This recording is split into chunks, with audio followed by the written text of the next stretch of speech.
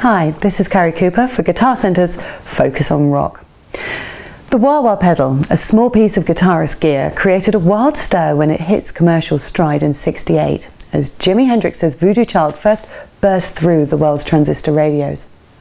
But how did it come about, and how did a project that began in an effort to make a $4 switch into a 30-cent part go on to weave itself into almost every corner of rock music for decades?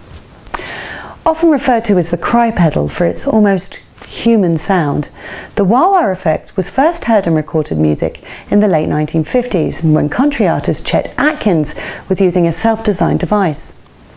In the 60s, the British amp maker Vox was looking for ways to capitalise on Beatlemania, and on the cusp of the psychedelic era in 1965 was looking for something new. In a crazy accidental mashup of the Vox organ and the Vox Super Beatle guitar amp, a once-in-a-lifetime moment occurred. Warwick Electronics, who also owned the Thomas Organ Company, were in the throes of knocking out a new product line, the Vox Ampliphonic Orchestra. Vox assigned Brad Plunkett, who was a junior electronics engineer there at the time. His task was to replace an expensive $4 mid-range boost switch somehow. Well, Plunkett came up with a sweepable EQ switch that cost 30 cents, which variably cut or boosted the bass and treble. Plunkett had guitarist John Glennon plug it into his guitar as a test, and it sounded sweet, but a guitarist would need 3 hands to work it and the guitar. So then Plunkett grabbed a volume control pedal from a nearby Vox organ. The resulting sound and ease of use produced a eureka moment.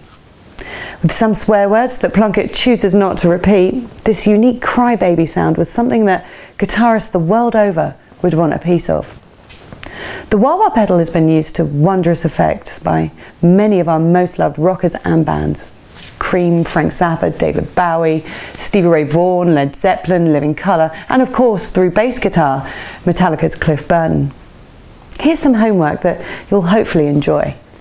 Check out White Room by Cream, the theme from Shaft by Isaac Hayes, 25 or 6 to 4 by Chicago, Somebody to Love by Jefferson Airplane, Enter Sandman by Metallica, Sweet Child of Mine by Guns N' Roses, and of course, Wah-Wah and Voodoo Child by George Harrison and Jimi Hendrix, respectively.